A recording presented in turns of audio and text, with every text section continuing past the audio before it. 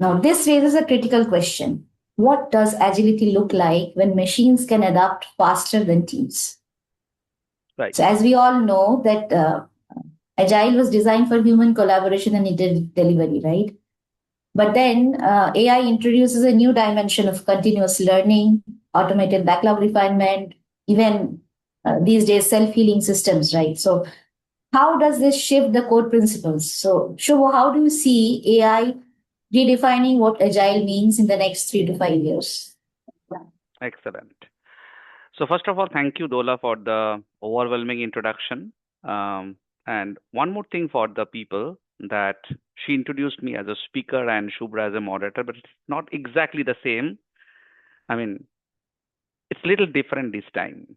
So it's not only who is, I mean, I'm going to give all the responses, right? So Shubhra will also be giving us, right, some responses as well.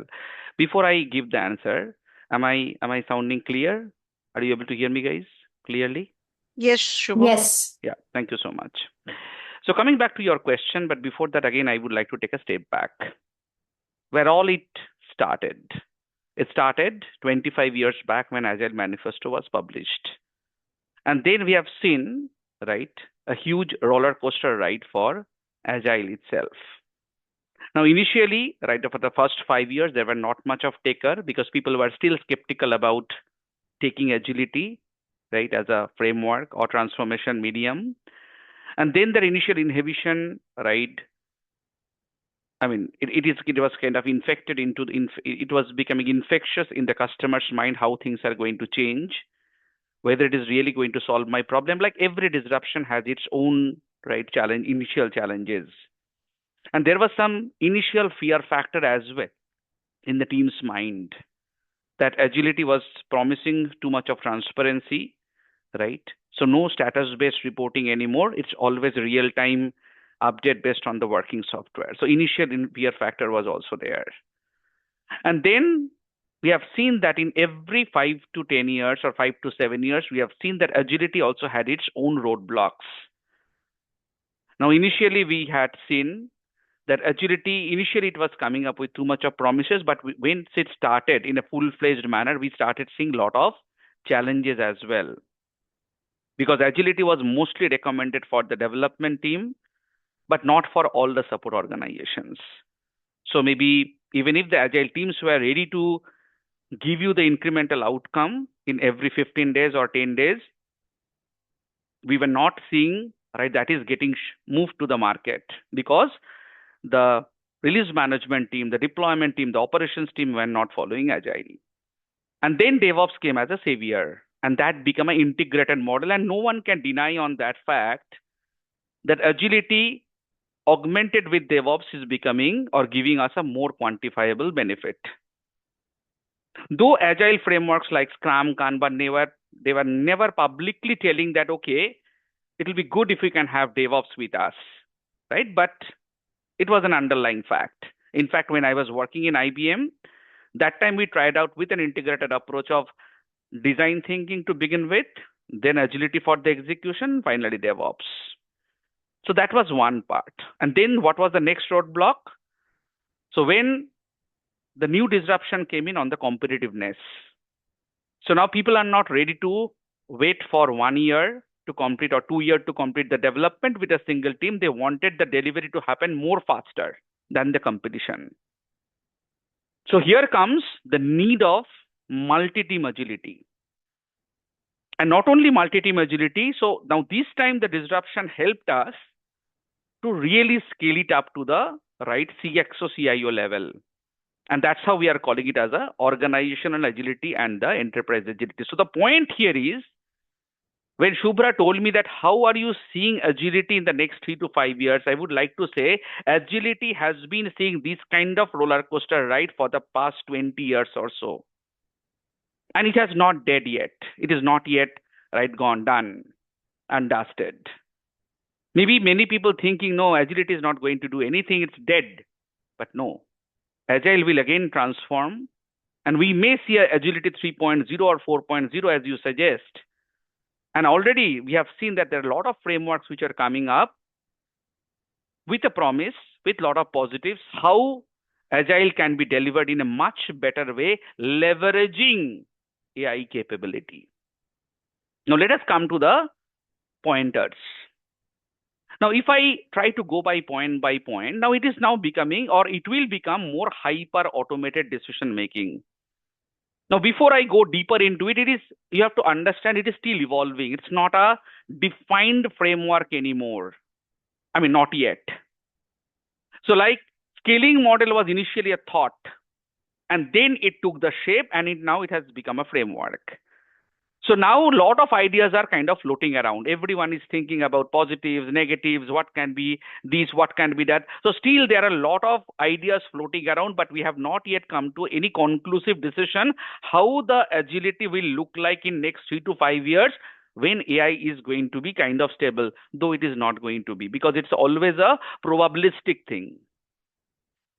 It is going to change. It is going to evolve. Today, what is there? Tomorrow, it might be something else. So how Agile can keep up with the pace of this transformation, that is going to be a defining factor. Now, when we talk about hyper-automated decision making, we know that teams are holding daily stand-up call, reviewing backlog, prioritize tasks manually. These are regular tasks, that the way present agility is. But moving forward, you may not your stand-up maybe for 5 minutes, where you can always see the real-time metrics. Why should you be even asking that question? Because already your AI agent or your AI companion will give you the data based on the update that you are making on the Jira or whatever. And already Jira and other tools are coming up with their AI components.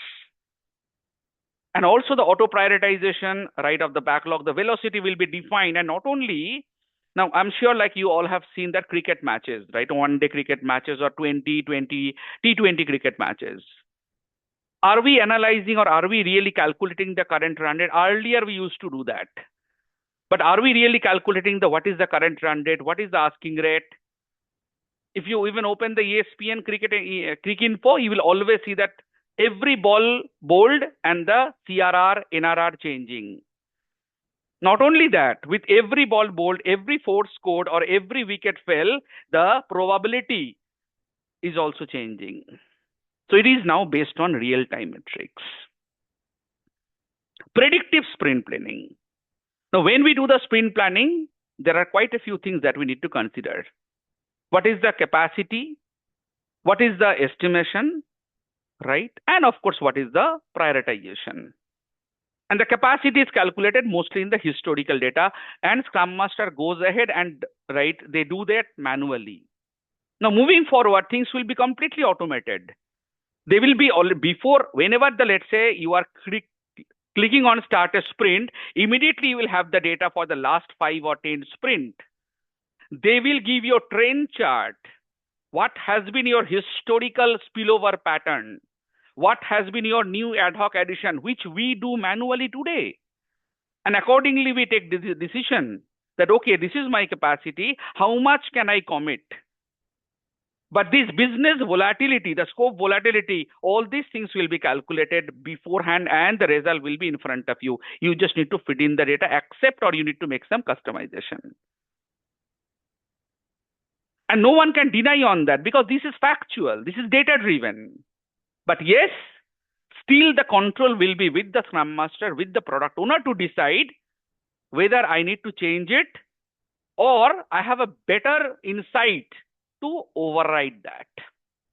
That is predictive sprint planning. Now next, there is an AI powered. Let's come to a little bit of technical part of it. AI powered pair programming and testing. So we know that most of our technical practices are inherited from the extreme programming that we all know.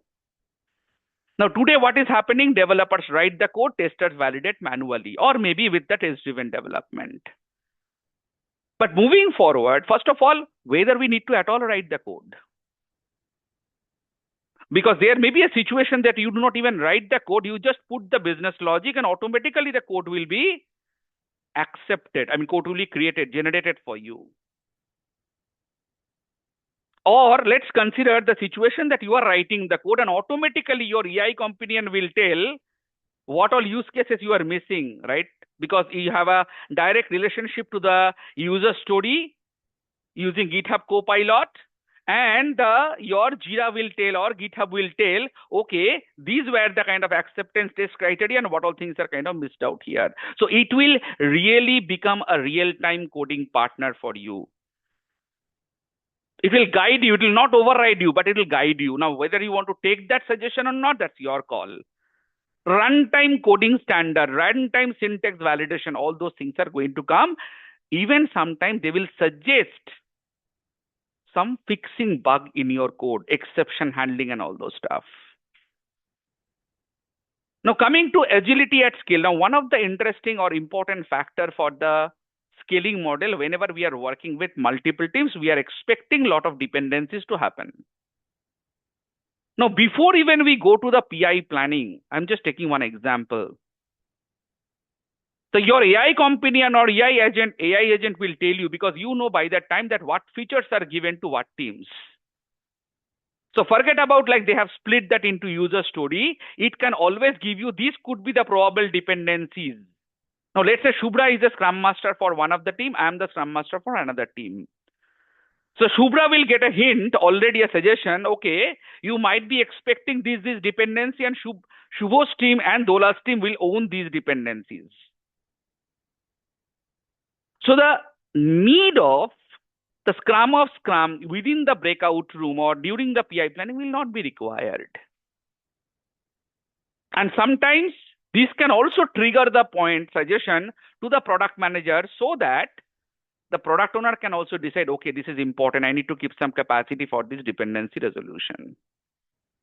So AI will orchestrate the dependencies across multiple teams, predict bottlenecks, and recommend resource allocation as well.